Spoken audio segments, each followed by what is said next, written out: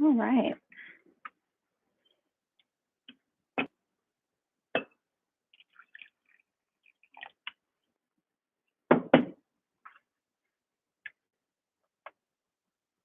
Give it a minute and let a few people join.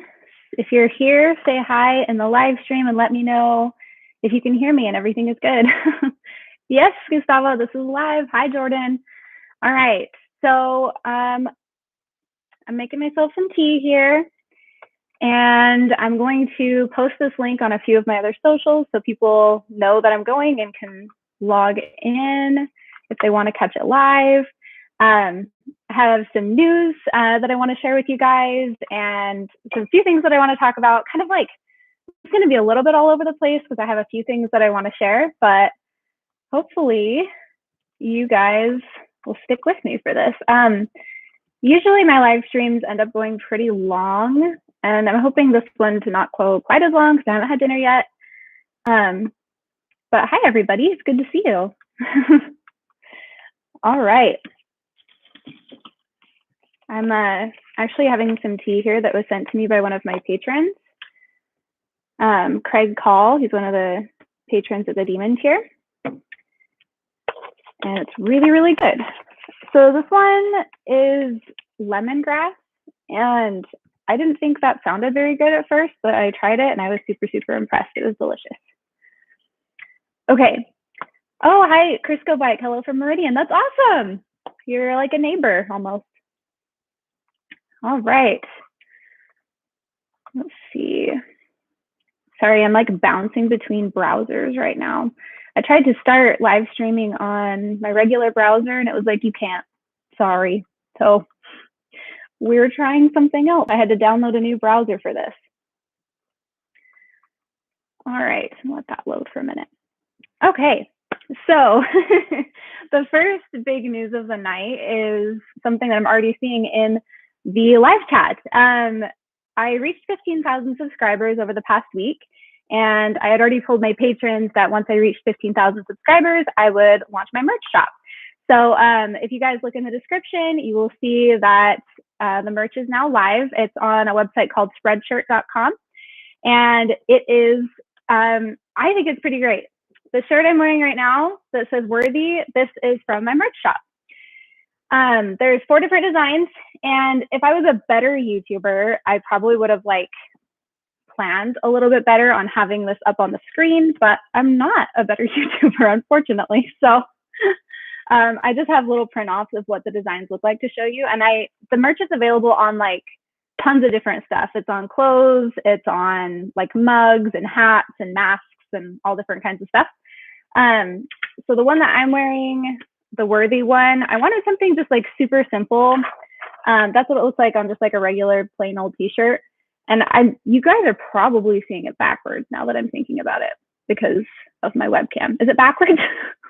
Let me know if it's backwards, but you get the point either way, right? And if you want to go look at it, what it really looks like, you can go look on my Spreadshirt, which again, link is in the description. So I just wanted something that was super, super simple with the like most basic message of my channel, which is that we are all worthy, no matter what the church says, no matter what some organized church or religion says about you, we are worthy. And so that's the one that I ordered because I liked it a lot. And I got it in this like cropped, like tied style. And I thought it was really cute. And even though it's cropped, it still goes like down to my belly button. So I think it's really, really cute. And then this one was designed by my husband. It's upside down Salt Lake City Temple. And it says Exmo Lex up here with like spidery kind of handwriting. And it has like upside down crosses and pentagrams and stuff. So it's pretty blasphemous, kind of edgy, something that Mormons would probably, hate if they saw, but like, it's kind of like inspired by metal music, which I am really into. So I love that. This one, which just says apostate, origin Greek, apostates, runaway slave, which is true. That is where the origin of the word apostate comes from. And I thought it was super, super fitting because when you leave the church and become an apostate, it's really, really freeing. So that's that one. And then the last one is just this Exmo Lex with little bats, and it's inspired by Ozzy Osbourne, who is my favorite singer. So that's that. If you guys are interested in getting merch, the link is in the description. I think it's 15% off for like the next couple of weeks. I already launched it for my patrons and shared the link with them so that they could be the first ones to get it. But it still should be 15% off for like another week or two. So, and I am going to read the chat. I want to share a few things first, but I'll go ahead and read the super chat. Crystal Bike, yours was the very first Exmo content I found when I decided to leave the church. Thank you for helping me realize it was okay to want to leave. Oh, I'm so glad. Thank you so much for saying that. And I that really warms my heart, because when I first left the church and started looking into like content and researching and stuff, the people that helped me out at that point like are still really special to me. Oh, which, by the way, that totally reminds me of, if you guys haven't seen it, I was on Jimmy Snow's channel. His channel used to be Dear Mr. Atheist, and now he does the Sometimes Show, but I think his channel is now just called Jimmy Snow. He was one of the first YouTubers I saw when I left the church and when I started doing more research into cults and religion and atheism and that kind of thing. And he featured me on his channel this past week, and it was really, really awesome, really, really sweet. He was super nice. And so if you haven't seen that, go check it out. I'm glad to see that some of you guys also like Jimmy. He's a super nice guy. Like, off his channel, just as a person, he's a really nice person. I appreciate him a lot. Okay, next thing. So I always like to share with you guys when I have a family member that approaches me about leaving the church. And I had that happen again this past week. And part of the reason, so I'm pretty sure I already talked about this, maybe not in a video. I was banned on TikTok for a week for hate speech. Mormons kept reporting my content over and over and over for hate speech. And TikTok at this point has taken down like 5 or 6 of my TikToks. And most of the time they're really, really, really tame. Like, it's nothing that I feel like could be conflated in any way to be hate speech. And that's part of what I wanted to talk about in the stream today. But I will come back to that, because that happened. A bunch of other people saw my TikTok, and I have 150,000 plus followers on TikTok now. And a family member of mine ended up coming across that, the channel or page. What is a TikTok thing called? Page. I'm a super bad TikToker and a super bad YouTuber. But anyway, they came across my TikTok and they sent me a message on Facebook, and I wanted to read it to you guys because, I don't know, it just makes me really, really happy. And I feel like seeing that from other people and seeing that there were other people that, their family members were able to also leave the church and they were able to connect with each other, like, that just gave me a lot of hope. And when it happens to me now, it still just makes me so happy, because my family is really, really deep in the religion. And so when one of my family members leaves, it's a big deal to me. So I haven't seen this family member in years. Like, I don't even remember the last time. It's got to be over a decade. But I really liked them back then. It was actually a second cousin. So we knew each other, weren't super close, but we had spent some time together. This is what they said. Hey, long time no see. I found you today on TikTok. Don't know if I've watched all your vids, but I watched a lot. Thanks for your platform. You're killing it. Glad to know there's someone who is as dedicated and indoctrinated as me within the fam that pieced out. I mean, I know a few who are, but your channel, or whatever you call it on TikTok, really resonated with me. It spoke to me and I literally binged on it. So thanks. You're awesome. So glad you're finding real happiness, and so glad you're telling it like it actually is, not like we were brainwashed to believe. That made me super, super happy. And I kind of knew this person wasn't like a full member of the church anymore, just based on their posts and stuff. But I didn't, know for sure what their standing was, if they still maybe believed, but were nuanced, because there's a lot of Mormons that are more nuanced believers or more progressive Mormons. And I wasn't sure if maybe they were on that sort of, thought process. So I was really excited to see that they saw my stuff and liked it. Made me super happy. So that was that. Let me see. Kevin, there's not any updates. If for the people who aren't patrons, I go on Zoom calls with my patrons every once in a while. And I had told them that John Dehlin has reached out a couple of different times and asked about doing an interview on Mormon stories. And he will like talk about it a little bit, and then we'll be like, okay, well, let's pick a day to do it. And I'll kind of ask like, well, when works for you? And then John just sort of drops off the face of the earth. And I feel like he's just really busy and forgets, because he still will interact with me in other ways, but like not on our original message. So if you guys really want me to be on Mormon Stories, just bug John about it. And maybe if he sees enough of your comments, he will remember to message me back. All right. Next thing. So I did want to talk about the whole hate speech thing, because the fact that my TikTok, out of, probably hundreds, if not thousands of ex-Mormon TikTok pages, was targeted and shut down for hate speech really bothered me. And it's not like I'm super surprised, because I do get a lot of comments from Mormons that see things like, everything that you say is hate, or you're so hateful, or you're so rude, and you're so mean, and you're just such a bad person. And I have also gotten comments that say things like, reported for hate speech, or I'm going to report this. And when I get those kinds of comments, I usually immediately delete them. If they say, I'm going to report you, I will delete them, which I hardly ever delete comments, and I hardly ever block people. But for that kind of thing, I will, because at this point, TikTok, like I said, has taken down several of my videos, even though in my, I will appeal that. You can say, appeal the decision or whatever. And I will do that. And I think one time they might have reinstated a video, but the rest of the time they'll just be like, no, this violates our community guidelines, and they'll take it down and they won't put it back up. And in that case, I lose that video unless I have a copy saved, which I don't always, because I kind of bank on having it on my TikTok. And I don't like saving tons of extra stuff. So anyway, it's really, really frustrating. And some of the videos that they have taken down have been so incredibly mild. And it bothers me when I see, I talk about something that's not remotely hate speech, and TikTok takes it down and won't put it back up. But then there's videos, which I'm fully in support of this, and I think it's hilarious and wonderful, and you should express yourself however you want.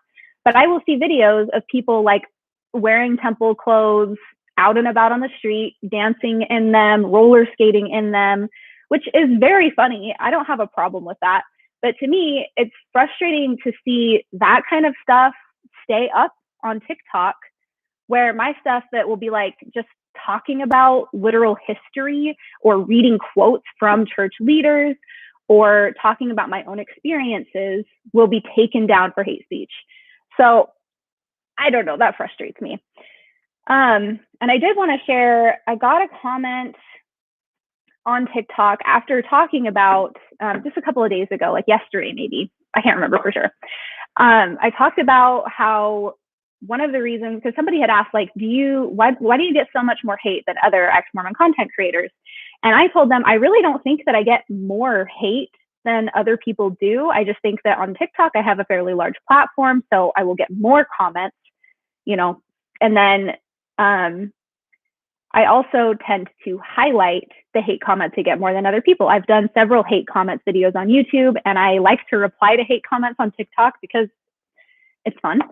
But I actually do have a specific reason for talking about and highlighting the hate comments. And that is because I think it's important to show how Mormons react when people speak out against their religion. Because a person in a group that is not a cult, or that is not so highly controlled as Mormonism isn't going to care when somebody leaves the group. And they're not really going to care when somebody speaks out against it, because it's not a big deal to them. It's not a cult. They don't feel the same pressure that Mormons do to defend it. And so when Mormons freak out in the comments, and I highlight those comments, or I make YouTube or TikTok videos where I sing hate comments as hymns and things like that, I'm doing it because I want people to see the way Mormons react to me. Because I feel like for the most part, I am pretty tame. I do wear temple clothes in videos. I've done that a few times, but just not to the extent that a lot of other creators do. And again, I don't have a problem with them doing that. I just tend not to be as intense. So, when Mormons come at me and they're saying things like, everything you post is hate, which is an actual comment that I got on that video where I talked about why I showcase hate comments. They said, everything you post is hate.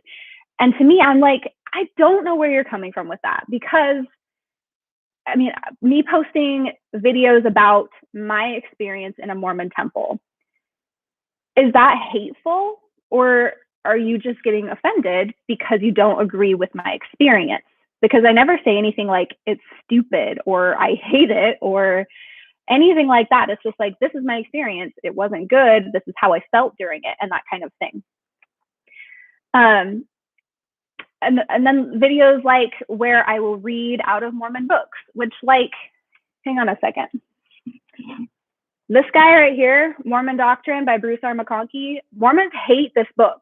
It was written by an apostle, and they stopped publishing it, but it's not like this wasn't taught. Like, this was in so many Mormon households, and yet I will read stuff out of here, and the comments I get is insane. They will be just absolutely losing their minds over this book, and I'm like, that's not hate speech. That is me reading what your leaders have said. If anything, what your leaders said was the hate speech, not me repeating it. So that kind of stuff, I don't see that as hate speech at all. Another thing that I will do is make videos that are kind of like parodies or trying to showcase like conversations I had as a Mormon, kind of like in a skit format. And people get really upset about those. There was one I did about tithing that got a lot of attention. A lot of Mormons were really upset about. And I honestly, like, again, I just don't see the hate speech in that. I feel like the most hatred-y I get is when I, am sarcastic, because sometimes I really am. But even at that level, like, even then, I really don't think that my stuff should qualify as hate speech. And let me know what you guys think in the comments on this, because to me, getting banned from TikTok for a week over hate speech for the things that I post is really lame. like that's just censorship at its finest. And I feel like a lot of Mormons don't understand what hate speech is. And it makes me think of that part in The Office where Michael's like, I'm a victim of a hate crime. And Stanley's like, that's not what a hate crime is. That's not what a hate crime is. That's not what hate speech is. Me talking about my experiences or sharing literal, scriptures, because sometimes I'll read out of the Book of Mormon and they get mad about that. That's not hate speech. I think that they're not really understanding the hate speech part of the hate speech. Like, if I were to make a video where I said things like, Mormons are stupid, Mormons are the dumbest people on the planet. If I made fun of the church's leaders for things like the way they look, the way they sound, the way they dress, rather than having actual criticisms, which is where I'm coming from here. When I make videos, I have criticisms because the church has flaws.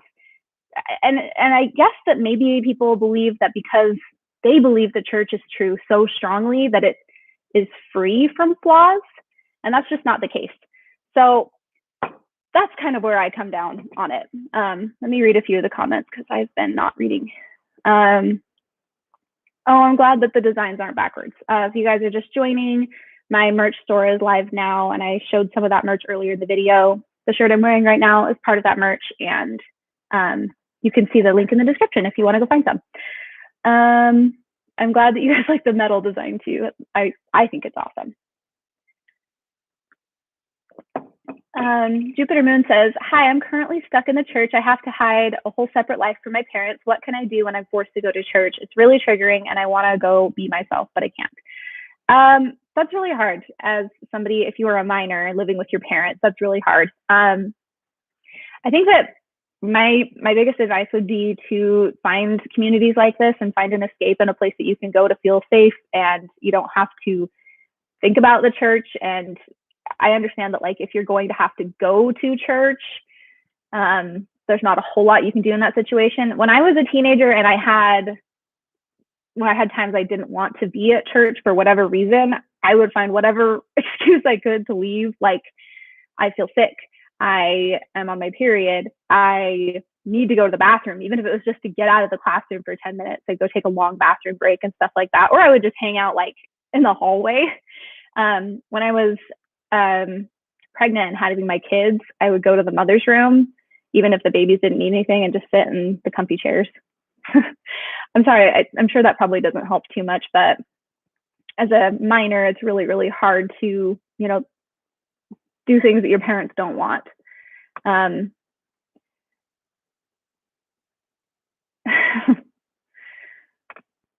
um, I'm glad that you guys like Jimmy. That's awesome. Taliesin Oberlander, hi, I spoke with 2 missionaries today and I was curious if you were familiar with missionaries using faith like a verb, like have faith, is that what you mean? I mean, it's a word they throw around a whole lot, so probably, yeah. Hate speech equals speech you hate. Yeah, it's like Michael and like being like, Stanley's like, that's not what a hate crime is. And he's like, well, I hated it. That's, I feel like what they're seeing, like they see my stuff, they don't like it, they don't like that it challenges the church or criticizes the church, and they're like, it's hate speech because I hate it personally. That's not what hate speech is. Yeah, so much for freedom of speech. I feel like I have a lot easier time on YouTube. I've never had anything on YouTube like taken down, and so that's great. And honestly, like I wouldn't care so much, except for TikTok gives me a huge platform. I'm able to reach so many more people there, and I also am able to talk to a younger generation of people there that maybe don't use YouTube as often. And like I said, I have 15,000 subscribers here on YouTube, but 150,000 on TikTok. So I'm able to reach a lot more people, and I feel like I'm able to help a lot more people. But of course, I also anger a lot more people. So whatever. Freedom of speech until someone is offended at history. Yeah, really offended. And that's the thing too. I'm like, you're not offended that I'm bringing, I mean, maybe you are just offended that I'm bringing it up, but it happened. I didn't make Joseph Smith do horrible things. Like, I just bringing it up. That's not hate speech.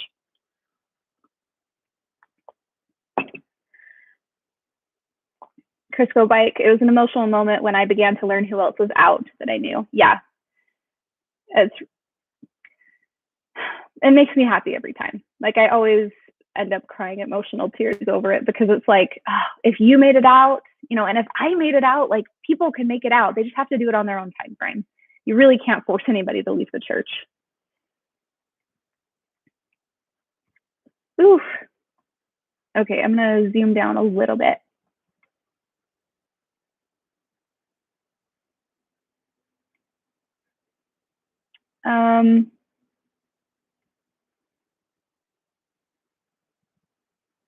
Oops. Adarius Yancey, I'm sorry if I'm pronouncing that wrong. Where did you go to college and what was your degree in? I actually didn't finish college. I went to a high school where I took college classes, and it was like connected to Utah Valley University. My husband just asked me if he's allowed to make an appearance in the live stream. I'll let him figure it out when he gets here. But yeah, I took college classes at the University of Utah, or I said that on live stream, so I can't take it back. Utah Valley University, but I did not finish. It's crazy the Zoomers use TikTok more than YouTube. Even when Vine was popular, I used YouTube more. Yeah, I mean, I would say I really didn't even use YouTube that much until I left the church and I started looking for more information, was able to find a lot of creators on YouTube. But yeah, there's a lot of young people on TikTok.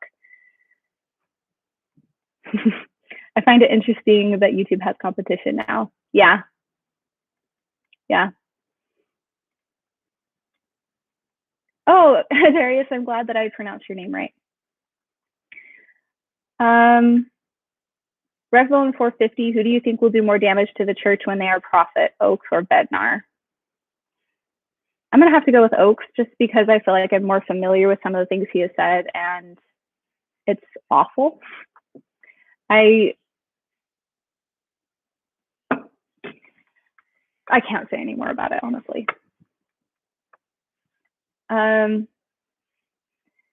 X asked, were you friends with Cass J. Tuck? I don't know who that is. I'm sorry. Why do you think most Zoomers and millennial Mormons are inactive? I don't know. I honestly don't know. It might have to do with the fact that the church is more I mean, their bad news is being, or bad, dirty laundry, I guess is what we would say, is being aired everywhere. And so maybe the number of inactive people also coincides with people who actually are done with the church but just aren't getting their records removed, which I'm going to talk about in next week's video. I already finished the video. I wanted to talk about why I think it's important to get your records removed from the church, but I'm not going to talk about it too much here because I want you to watch next week's video because I think it's really good.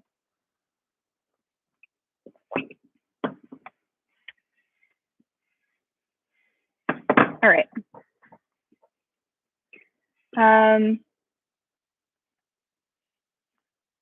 Ian Nay, with the church's billions invested and so many leaving the church, do you have any insight on the future on member retention?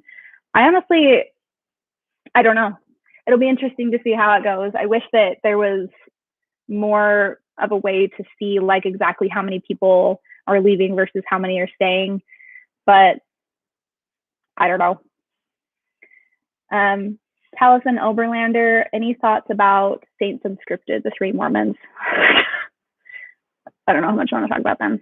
My husband's here. Everybody say hi. Hello. Anyway, I've never sat and watched any of their stuff. I know more than I would like to know about Kwaku. And I've never ever talked to him ever, but he has blocked me on at least Twitter before I ever had like any sort of interaction with him. This was like over a year ago. But I mean, just from what I've heard and what I've seen about Kwaku, my opinion of Saints Unscripted is pretty low. I'm not gonna lie. I'm glad that you guys are all saying hi to Brendan. Okay. Christopher, surprised you haven't been on Mormon Stories yet. Looking forward to hearing your full story. I know. I'm a little bit surprised too, but only because John first approached me like, I don't know, like 6 to 8 months ago about getting on Mormon Stories, and then it didn't happen. And then he talked to me again like a month or two ago and still hasn't happened. I'm ready though. Like, if he says like, let's do it, I will drive down to Utah and spend a night there and go talk to him. Daniel Peters, would you let your kids join the church if they wanted to? I guess that kind of depends on if you mean like as children versus when they got a little bit older. If they, turned 8 and were like, I want to get baptized, I'd be like, sorry, you can go to church if you really, really want to, but you're not going to get baptized since you're a little bit older. If they were to, decide that they wanted to join the church as an adult, I would, it's not like I would hold that against them or be upset at them or angry at them in any way, because I really feel like it comes down to people should do and believe what they want to do. But I hope to install enough critical thinking skills into their little brains that they wouldn't want to join the church. We'll see what happens, right? They have their own lives. Darius Santi, would you ever do a live debate? Probably not. That would give me a lot of anxiety. I have enough anxiety just doing live streams like this to people who mostly like me. I probably would have a heart attack and die at an actual like debate type thing. And also I feel like I would be horrible at it.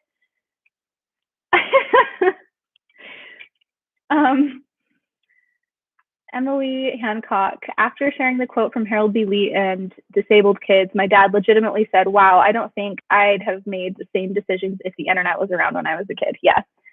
I have close family members that have disabilities, and not even just disabilities were included in that quote. It was also like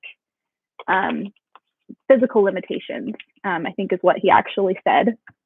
And for those of you who don't know what I'm talking about, there was a quote, I think by Harold B. Lee, that had said something like, the reason that people are born into this world with mental or physical handicaps, disabilities, is because they were not as valiant in the pre-existence as people who were born without disabilities. So yeah, I have really close family members that have disabilities. My own daughter was born with a heart defect. So the fact that he said that, I don't know, if I had heard that when I was in the church, it might have crumbled my shelf a lot sooner. I like to think that John has a lot planned for you to be on, which is taking a while to prepare. I don't know. I think he's just like really busy. He's got a lot going on. FB Fergo, do you know Zelf on the Shelf? You should definitely do a collab with them. Yeah, I know of them. I used to watch them a lot when I first left the church. They were one of my favorite YouTube channels. They were really helpful to me in my deconversion.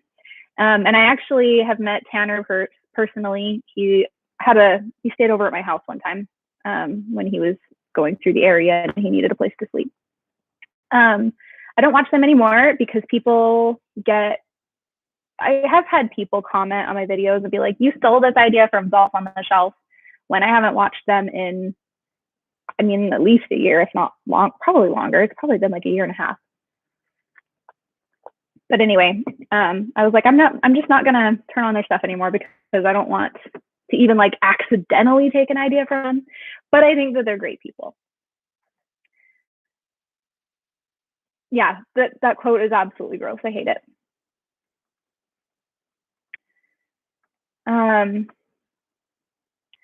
Juno, I was always taught that those with, I hate it when it moves when I'm trying to read.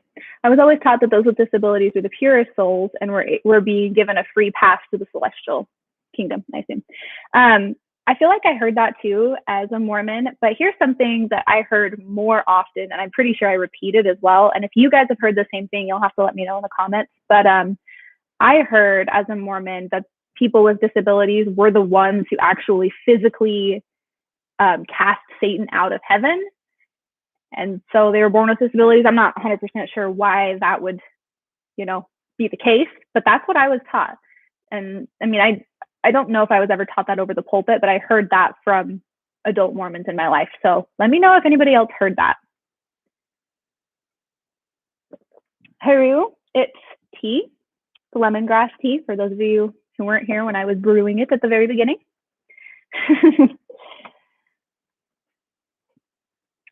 I'm sorry if your messages or your comments on here are getting held for review. It's probably just because of certain things you're saying that the algorithm thinks are worth hiding for some reason, but I'm going to try to get them back on here because yes, Black Lives Matter. Okay. Big King, I am a full-time missionary in the Philippines. I would love to know what you're doing here. If you're here because you like the content or if you are trying to hate on it, I don't know. Let me know. Would you rather fight 100 duck-sized Russell M. Nelsons or one horse-sized Russell M. Nelson? Definitely the duck-sized ones. It sounds a lot more fun, and horses are large and terrifying. I was taught the same about disabilities and people. What I wasn't taught is that it's fairly recent teaching in the church. Yeah, I mean, I guess I didn't ever think about like the time frame. When I was a Mormon, like to me, there weren't, maybe I just didn't see it, or maybe I was purposely avoiding it, but I didn't see the inconsistencies between what leaders said. And so for me, it was like, there was no like time, like, I don't know how to explain it. Like, I didn't think that there were things that were taught in certain time periods that changed, which is obviously ridiculous because, now I've done lots of videos about how inconsistent the church has been over the years. But to me, it was like a timeless doctrine because God never changes and the gospel doesn't change and things like that. Big King, I'm here to preach to the lost souls. All right, good luck with that. Darius again, was the way the church taught sex psychologically damaging to women in terms of how they view their own sexuality? I believe so, because they usually teach it in a way that it's very shameful, and like the whole chewed gum analogy, makes women feel like if they make any mistakes or do anything wrong, or even if they do nothing wrong, if they are violated in any way by another person, that suddenly they are no longer worthy. They are no longer good enough. They are no longer, temple worthy or will make it to the celestial kingdom. I know I definitely felt that way as a child and a young adult. And I've heard from many other people that their bishops end up, saying things to them that are just absolutely ridiculous and inappropriate. If a woman has something happen to her that is non-consensual and she tells the bishop about it, oftentimes the bishop will frame that in a way that she also takes some of the blame, which is bananas, but it happens.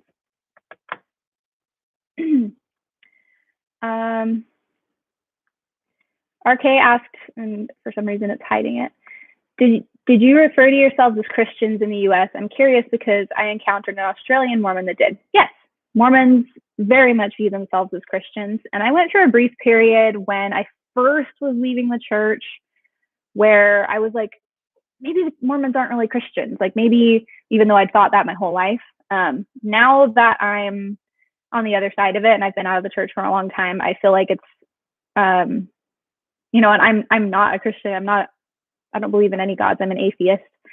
But I do think it's crazy not crazy.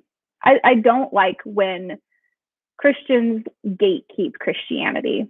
Because that's like saying, like, because I am a Christian, even though there's like tons of different denominations of Christianity and so many interpretations of the Bible, to say because I am a Christian and I am convinced that I am right, I get to decide who can be a Christian or what qualifies as a Christian, even though there are just so many different ways of being a Christian and so many different people who believe wildly different things and interpret the Bible in wildly different ways.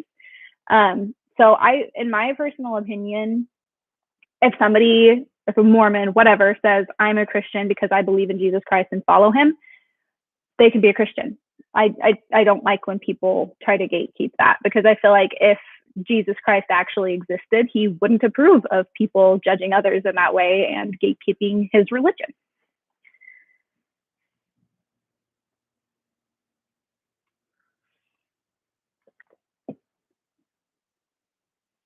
Joshua David said, I used to genuinely get super insulted when people would imply that Mormons aren't Christian.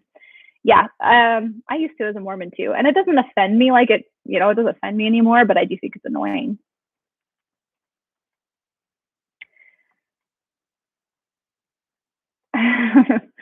Selvin Guzman, I'm sorry if I pronounced that wrong. Did anyone else besides me have mission nightmares after being released? I didn't go on a mission, so I can't speak to that, but my husband has told me many times that he's had nightmares about being like called back on a mission. And that was when we were Mormon too. Nobody wants to go on another mission.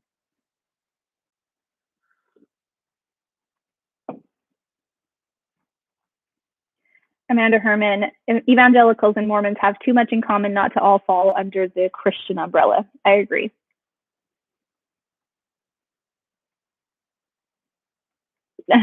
Big King is a troll and not an actual missionary, based on these comments. And I don't really care. It's fine.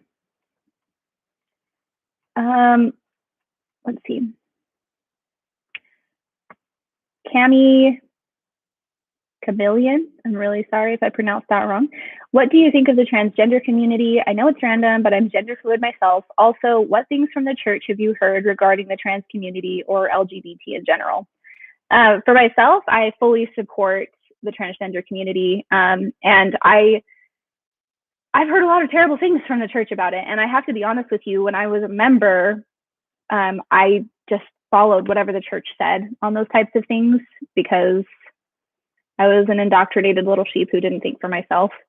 And I'm pretty ashamed about that now, especially knowing and being like related to Mormons who are more progressive, more nuanced. But for me at the time, I just went along with what the church said. And I heard a lot of really terrible things from people like Dallin Oaks. When I was a Mormon, I used to spend a lot of time studying the words of the prophets. So I would pick a topic and I would search it on the church's website, and then I would go through and read talks about it or listen to talks about it, and I would pick out quotes, and then I would make these documents on my computer all about that particular topic, whatever it would be. So there was times where I went through like the types of music that we should listen to, or just random stuff like that, because I was really dorky. But yeah, I unfortunately have to recognize that I was not a very good person back then. And whatever the church said about the LGBTQ plus community, I just went along with. But I vehemently disagree with it now. Jules 2.0, Christians are very gatekeepy. It started from the time the New Testament was written, lots of verses warning about heresies. It's very annoying. I try not to get hung up on stuff like that, because it really doesn't matter. Like, I'm not a Christian. It doesn't matter, but it is annoying to me. I'm not gonna lie.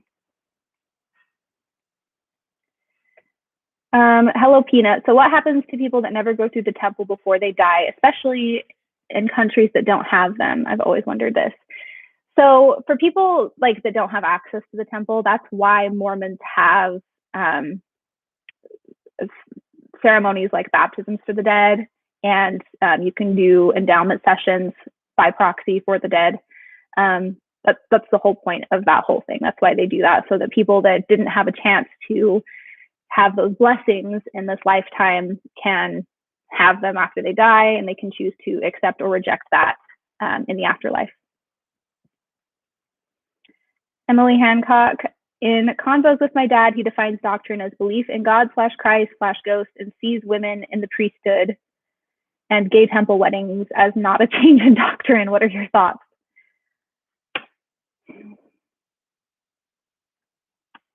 The thing that's really annoying is I could see a lot of other Mormons jumping on that bandwagon if the church were ever to change those types of things, because doctrine like that changes all the time and has throughout the years, and Mormons will just be first in line to be like, it's not doctrine, it's policy.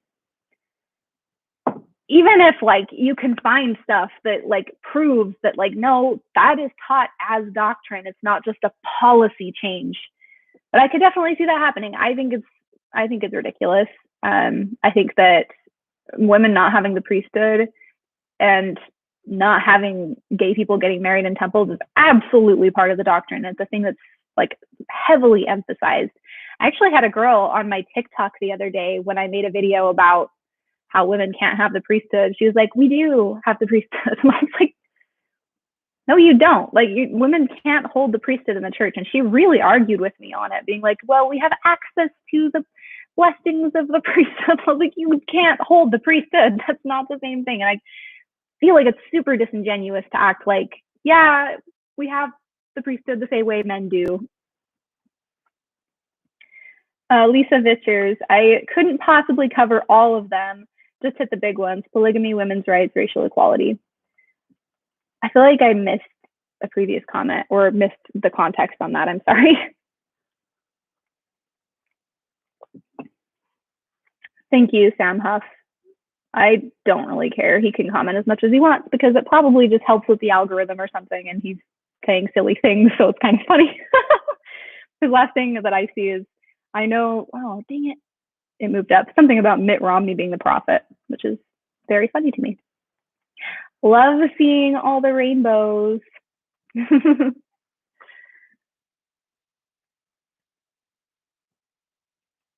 Okay. Oh, is that for other people too? I didn't know that you could do that.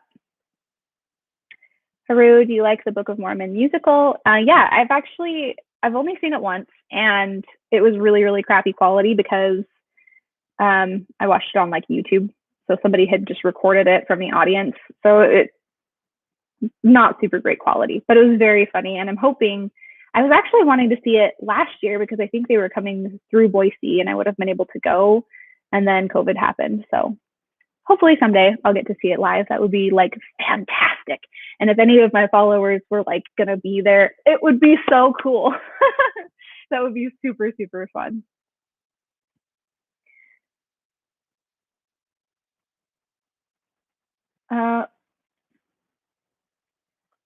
that gnome, why doesn't the church, oh, it disappeared on me. Why doesn't the church make the temple clothes less culty? It really looks like a red flag to most outsiders. I would assume because they would be criticized for changing it just as much as they would be criticized for not changing it. Because if they were to change it, people would be like, I mean, and it has happened a little bit. I feel like they've changed a few little things. Like there used to be that little like attachment from the men's shoulder thing to their hat. And I think that they got rid of that like really recently. But I feel like if they were to change it a lot, that would alert a lot of Mormons to like, wait, I thought the doctrine and, you know, that kind of thing was never changing. Why is it changing? And of course they would probably find a way to rationalize it. And, you know, more mental gymnastics and everything would be fine. But for people like me and other critics of the church, like they would definitely hear about like, I mean, there would be a million posts and comments and videos and everything about how the church claims that God never changes and the doctrine never changes, and yet it's constantly changing. So probably for that reason. And they've tried to lessen the culty aspect of it by talking about it more openly. So, you know, it used to be super, super, super, super secret. And now they have a whole web page on their website that talks about the temple garments and shows pictures of them, not on people, but like, you know, in like a flat lay kind of situation, so that people can see like, these are our very sacred clothing items, and every religion has sacred clothing items, and ours aren't any different, and we are just very respectful of these things. So they're trying to make it less secretive and in that way less culty. Why would they remove the white string from temple clothing? I'm assuming because it was really freaking annoying. But that's just my opinion. Okay. So I am going to be logging off here in a minute. I've been going for quite a while. And like I said, I haven't had dinner and I am hungry. So for those who were not here at the beginning of the video, my merch store is now live. There are 4 different designs. You can go look at the link in the description and check out the merch. There's like lots of different clothing items and drinkware and stuff like that. And all 15% off, I think, for the next like week and a half or 2 weeks. So go check that out. If you really like my channel and you want to help support me, thank you guys for coming. And if you're not already, if you have TikTok, go follow me there. I will be trying to upload some of that content here for people who don't have and don't want TikTok. I'll try to make compilations. And what else? I feel like there was something else. Oh yeah, if you want to see me on Mormon Stories, bug John DeLynn, remind him that he was going to interview me and maybe he will remember to. Doug's Coupons 32, thanks for your time and your great videos. Thank you for enjoying them and watching them. I really hope that a lot of you guys are getting value out of them because that's why I do it. So yeah, follow me on TikTok. I've also got a Facebook, Instagram, and Twitter. So lots of different ways to see content. Even my dog has an Instagram. I don't think a lot of people know that because I don't like really post about his Instagram, but he does have one. So if you go to my link tree, if you know where to find that, Atlas has an Instagram. All right. Thank you guys so much for being here. I really appreciate it. And I will see you guys in the next one. Bye.